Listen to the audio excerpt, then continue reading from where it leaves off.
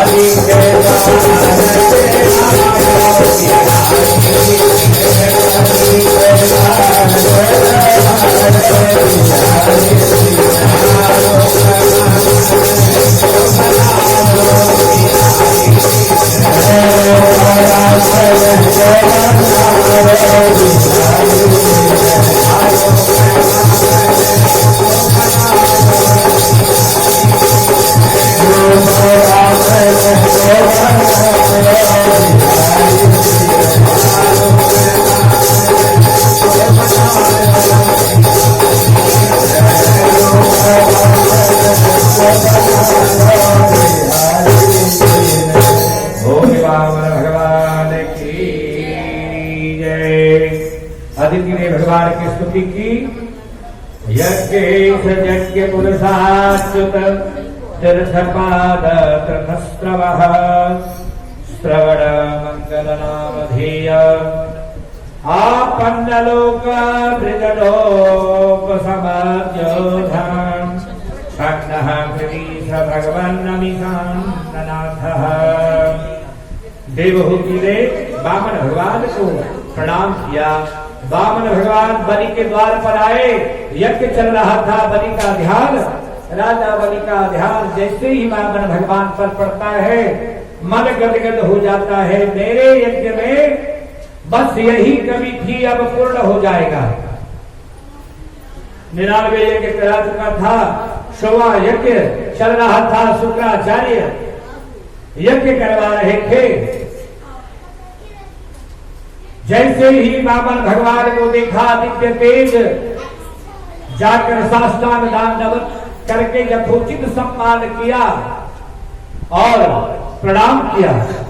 साष्टांग दंडवत करके पूछा, महाराज हे ब्रह्मचारी, हे नमन देवता, आपका आगमन किस हेतु हुआ है? या आप याचना करे, आपको क्या चाहिए? इतना कहने पर वामन भगवान कहते हैं, राजा बलि, तुम यदि देना चाहते हो तो फिर संकल्प के साथ देना होगा, और तुम पहले निर्णय करो कि दूंगा। बोले महाराज एक बार आप बोलिए भी तो, क्या चाहिए? धन ऐश्वर्य, आपको जो चाहिए सारी संपदा आपको मैं दे सकता हूं। मेरा यज्ञ चल रहा है, याचक को खाली हाथ लौटाने का ये राजा बलि के खाते में नहीं लिखा हुआ है। आपको जो चाहिए महाराज याचना करिए। इतना कहने के बाद भगवान कहते हैं, राजा बलि मन में विचार करो, तुम दोगे ना? बोले तथास्तु प्रभु, आप जो मांगेंगे मैं दूंगा, आप मांगिए। बोले जो कुछ नहीं, मुझे केवल 3 पग भूमि चाहिए। 3 पग मुझे भूमि दान करो और कुछ नहीं, जहां मैं बैठकर आराम से तपस्या कर सकूं, पूजा पाठ कर सकूं, बस, और मुझे कुछ नहीं चाहिए। इतना कहने के बाद जो है राजा बलि बोला, महाराज राजा बलि से मांग रहे हैं आप, हमें क्यों शर्मिंदा करते हैं? आप कुछ विशेष मांगिए, ये छोटी वस्तु मांगकर राजा बलि को आप लज्जित कर रहे हैं।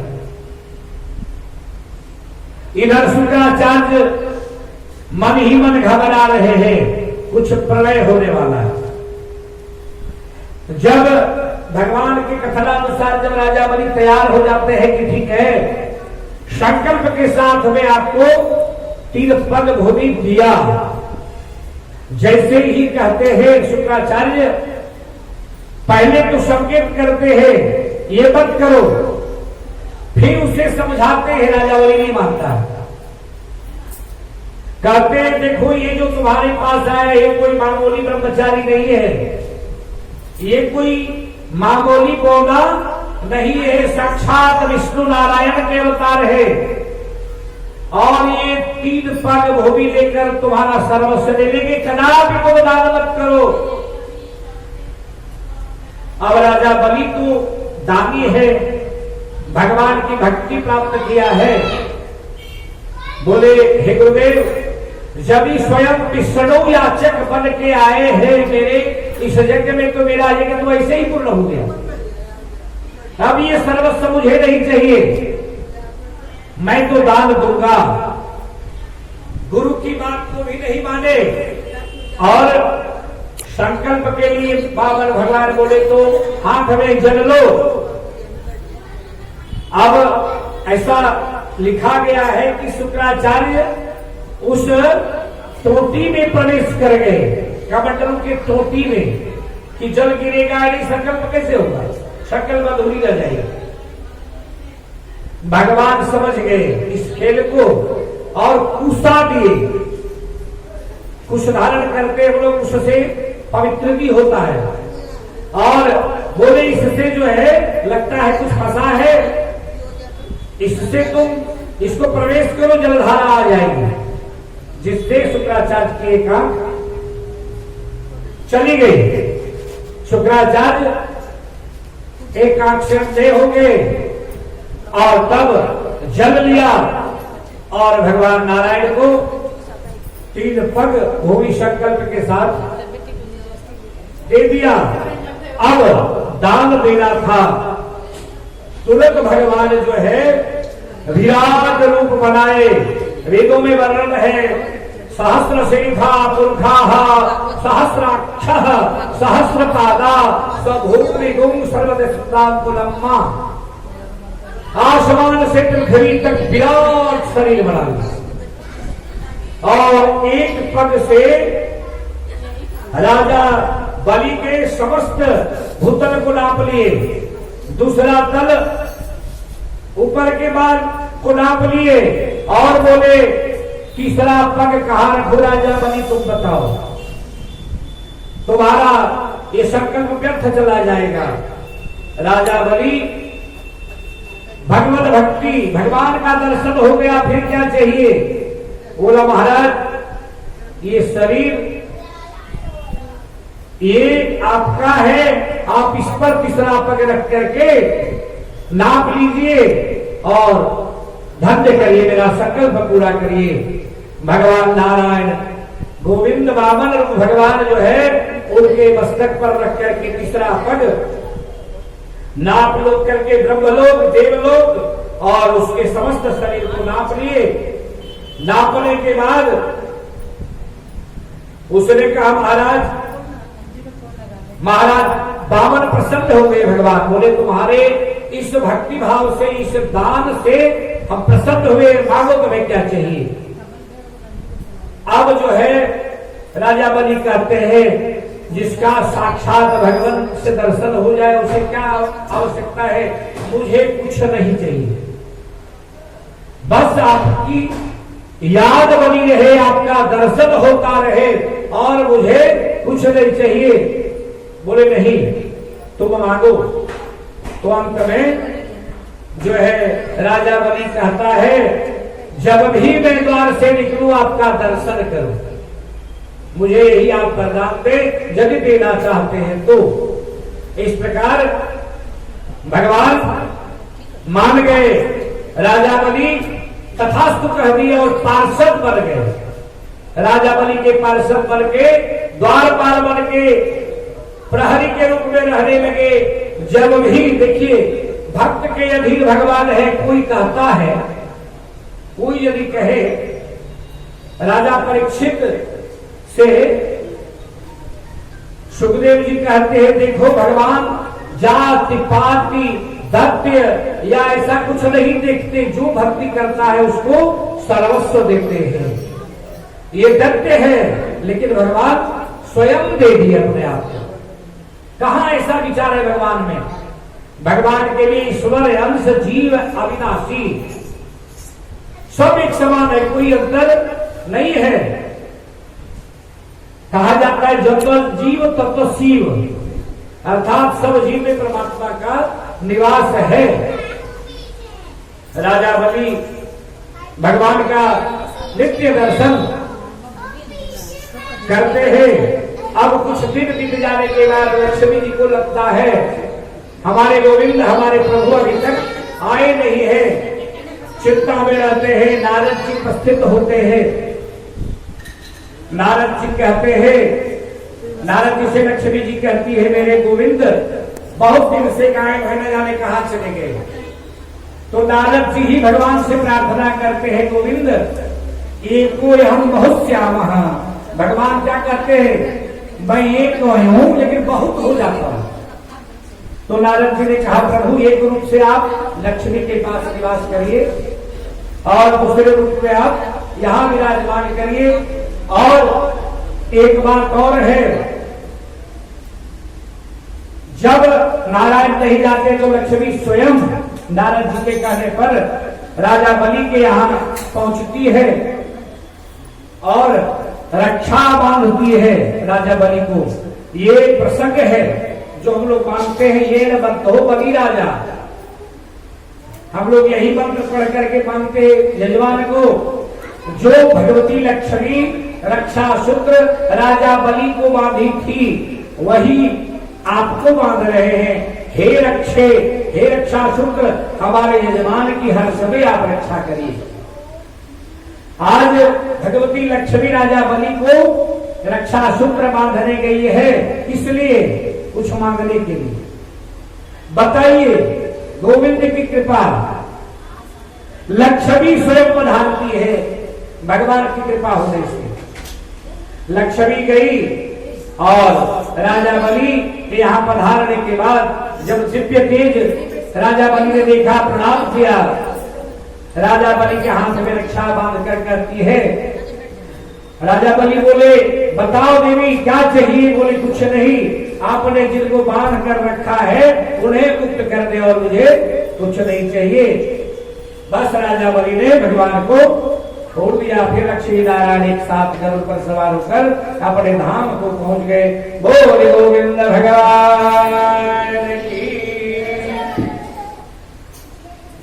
गोविंद जय जय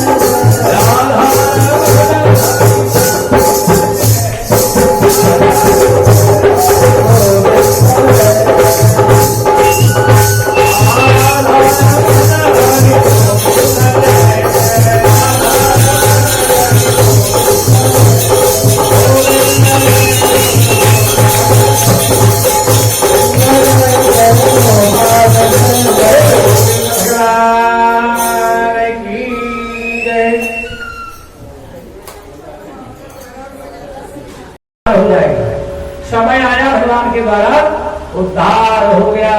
बोल भक्तवत्सल भगवान की जय। अब मात्र समुद्र मंथन का विषय है 14 रत्न। एक बार देव और असुर मिल करके समुद्र मंथन की कथा आती है। समुद्र मंथन में देवता नारायण की कृपा से ही समुद्र मंथन हुआ और देवता और दानव मिलके समुद्र मंथन करना चाहे तो राजीनामा हो गया, ठीक है किया जाएगा। तो इसके लिए रस्सा भी चाहिए और एक स्तंभ भी चाहिए जिससे रस्सी घिसा जाएगा। तो मंदराचल पर्वत को बनाया गया, जिससे सिर रगड़ा जाता है, रस्सी को बनाया गया स्तंभ और बांस की डांग का रस्सी बनाया गया। देवता भी तैयार हो गए, दानव भी तैयार हो गए। जब देवता अपनी चातुरी बुद्धि से, चूंकि नारायण की कृपा से ही ये सब हो रहा था, गोविंद की कृपा से ही हो रहा था, चातुरी बुद्धि लगाए। भगवान बोले देखो देवताओं, तो वो लोग पहले मुख तरफ ही पकड़ने के लिए बोलना, अन्यथा ये लोग पूछ तरफ चले जाएंगे। समझ गए देवता। अब हुआ कि पूछ तरफ कौन पकड़ेगा, सिर तरफ कौन पकड़ेगा? देवता लोग सबसे पहले बोले नहीं, ये हम लोग जो है मुख तरफ हम लोग रहेंगे। ये लोग कुछ पकड़ा दिया। अब तो दानव की बुद्धि, तामसी बुद्धि बोला ये तो मुझ की लड़ाई है, नहीं हम लोग को तरफ पकड़े, आप लोग कुछ तरफ जाइए, हम लोग कुछ तरफ नहीं जाएंगे। बस काम सधा। देवता आ गए पूछ तरफ और दानव मुख तरफ आ गए। अब घर्षण के लिए तैयारी हुई। समुद्र में जो ही पर्वत को दिया गया धंसने गए। अब तो कोई आधार स्तंभ चाहिए। तब क्या हुआ, भगवान सोचे, एक बार भगवान को खुजली हुई थी पीठ में, तो खुजली मिटाने के लिए सोच रहे थे भगवान कि हमारी खुजली कैसे मिट जाए। तो आज समय हो गया, भगवान कच्छप का रूप धारण करके कच्छप अवतार लिए। बोल कच्छप भगवान की जय। कच्छप अवतार, विशाल कच्छप क्या रूप लिए, बोले बस मेरे पीठ पर रखो इसको और मंथन करो। अब सब प्रसन्न हो गए, डुबाया गया, आधार स्तंभ लगा करके भगवान के पीठ पर, वो कच्छप के पीठ पर घर्षण होने लगा। सबसे पहले हलाहल कालकुट जहर निकला। देखिए जब मंथन होगा तो घर्षण हुआ, इधर गरम गरम ज्वाला बाष्पीनाथ के मुख से निकल रहा था, धनकती आग निकल रही थी। तो सबसे पहले कालकुट जहर निकला। अब तो जलाने लगा, तप्त करने लगा पूरे पृथ्वी को। कैसे शांत किया जाए? गोविंद ही उपाय सोचे कि अब तो इसे कोई नहीं ले सकता। देवाधिदेव महादेव जो कालों के काल महाकाल है, बस यही इसको साध सकते हैं, अन्यथा कोई नहीं। सब देवताओं ने निर्णय लिया और कालकुट जहर ले जा करके भगवान शिव के पास रखे। शिव समझ गए, पार्वती देख रही थी, बोले क्या करें? बोले महाराज हम क्या कर सकते हैं? बोले देवताओं को बचाएं। बोले आपका काम जाने, आप जाने, हम कुछ नहीं जाने। आप क्या करेंगे आप ही जानिए, आपकी लीला अपरंपार है। हलाहल भगवान से प्रार्थना की, भगवान शिव से।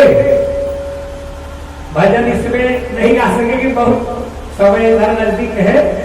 बोले गोविंद भगवान की। संक्षिप्त में कालकुट जहर भगवान शिव को दिया गया। भगवान शिव अपने इष्टदेव राम को स्मरण किए। प्रभु आपकी कृपा, भगवान राम उनके हृदय में विराजते, दिन रात राम नाम जपते हैं। और सोचे यदि उदर में जाता है तो भी खराबी, हृदय में जाता है तो भगवान इष्टदेव है। भगवान ने हलाहल सीधे उठाकर पी लिया और पीने के बाद सीधे कंठ में ही दाब दिया। बड़ी शिक्षा मिलती है इससे, ध्यान दीजिएगा। हम भी अपने घर परिवार से रोज जहर पीते, लेकिन वास्तविक परिवार का प्रधान वही है जो भगवान शिव की तरह जहर को पी ले। उधर में भी खराबी करेगा, उधर में भी लगे, हृदय में भी लगे, दबा दे उसको। घर की समस्या, घर के जहर को, अशांति को आप महादेव से शिक्षा लीजिए। महादेव जैसे कंठ में रख लिए, हम सबों को भी प्रधान बनकर अपने घर के बीच जहर को कंठ में ही रख लेना चाहिए। घर बिल्कुल शांत और सुखमय रहता है। बोल शंकर भगवान की। ऐसे है आशुतोष धरदानी भूत भावन पतित पावन देवाधिदेव महादेव, जिससे जहर दिए कंठ नीला पड़ गया। नीलकंठ महादेव के नाम से प्रसिद्ध हुए। बोल नीलकंठ महादेव की। कुछ जहर जो है पृथ्वी पर गिरा, जिससे विषैले जीव जंतु उत्पन्न हो गए। कुछ जहर का भाग पृथ्वी पर गिरा, जिससे विषैले जीव जंतु प्रकट हुए। दूसरा कामधेनु, जो देवताओं को समर्पित किया गया। उच्चस्रवा अश्व निकला, जो राजा बलि ले लिए। और एरावत हाथी महाराज इंद्र को दिया गया। कौस्तुभमणि भगवान नारायण के गले में विराजमान हुआ। कल्प वृक्ष इंद्र स्वर्ग में स्थापित कर दिए, कल्पतरु। और उसके बाद लक्ष्मी निकली, अदितिया साक्षात लक्ष्मी निकली। अब निकलने के बाद चारों देखने लगी, सब ही व्याकुल हो गए। अरे ये तो सुंदर से सुंदरतम वस्तु है। अब निर्णय हुआ कि ये जिसको वर्ण करेगी, किसी को वर्ण नहीं की। दुर्वासा पहले आए तो देखी लक्ष्मी, ये तो महात्मा ठहरे। सबको देखे, नारायण अलग थे, सीधे माला लेके गए और गोविंद के गले में डाल दिए। बोले लक्ष्मीनारायण भगवान की जय। आगे पारिजात पुष्प निकला जो देवियों को बहुत प्रिय है, पारिजात पुष्प, हर्षिकार पुष्प। उसके बाद वारुणी मजरा निकला, असुरों को दिया गया। पांचजन्य शंख नारायण के हाथ में सुशोभित हुआ। चंद्रमा निकला, दूध का चांद भगवान शिव को दिया गया। चूंकि जहर पिए थे इसलिए अमृत भी उनको मिला। चंद्रमा शिव को दिया गया। धन्वंतरी आयुर्वेद की स्थापना की और नारायण के अवतार हुए और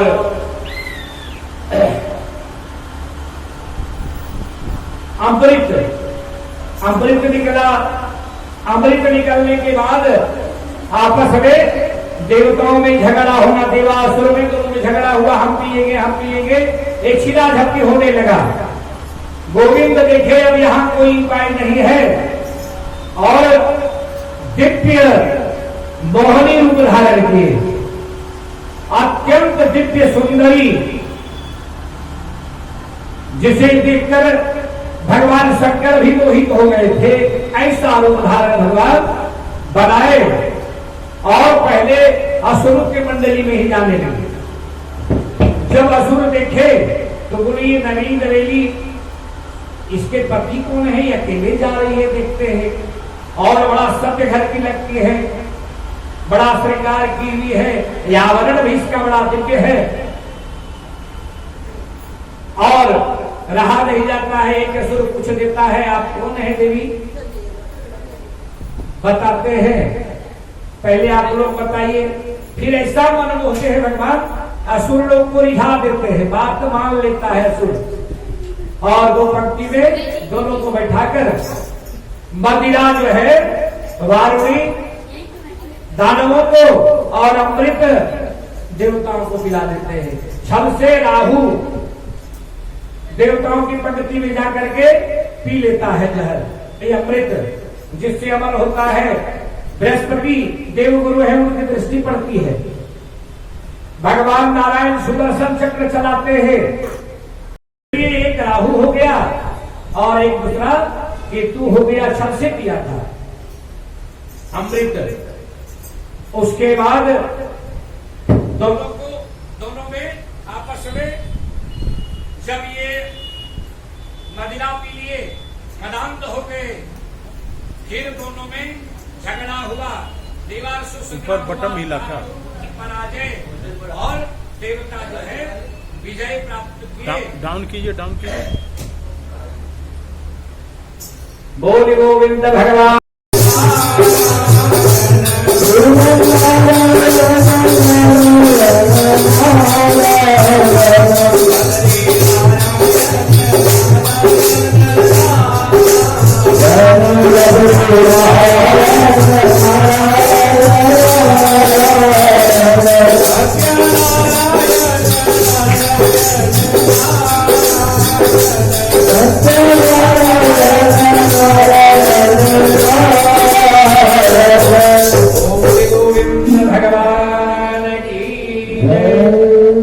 इसके पश्चात राजा बलि की कथा आती है।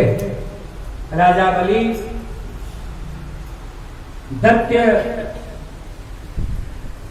वंश में ही, प्रहलाद वंश में ही राजा बलि हुए, जो अत्यंत प्रतापी दानी, सब साम्राज्य प्राप्त हुआ और सब जगह साम्राज्य हो गया उनका। इतने प्रतापी हुए, 99 यज्ञ करा चुके थे, 100वां यज्ञ कर रहे थे। 100वां यज्ञ पूर्ण होते ही इंद्र का आसन उनको मिल जाता, इसलिए 100वां यज्ञ कर रहे थे। इधर देवता लोग व्याकुल हो गए, महाराज ब्रह्मा जी के पास गए, कोई उपाय करिए अन्यथा हमारा देवलोक छिद जाएगा, ये प्रतापी बलि का ही साम्राज्य हो जाएगा। महाराज जल्दी कोई उपाय करिए। ऐसा निर्णय करके ब्रह्मा जी को बोला गया। ब्रह्मा जी बोले ठीक है, इसका उपाय होगा। और संयोगवश नारायण की कृपा से, जिसे पहले मैंने बताया, देवहूति के यहाँ पयोव्रत करने से जो भगवान को देखना चाहती थी अपने घर में पुत्र के रूप में, भगवान वामन रूप में धारण करके वहां जो है प्रकट हो गए। बोली वामन भगवान की जय। वामन रूप धारण करके भगवान प्रकट हुए। देखिए वामन भगवान पधार रहे हैं, झांकी भी उनकी है। वामन भगवान का स्वरूप कैसा है जानते हैं? एक लंगोटी पहने हैं, हाथ में कमंडल है और छाता लिए हुए छत्रधारी है। आज भगवान लघु रूप बनाए हैं, किस लिए? राजा बलि का साम्राज्य देवताओं के आग्रह पर समाप्त करने के लिए। बोले वामन भगवान की। आइए एक भजन। रूप वामन को, रूप वामन को बनाया, कर्म धन रूप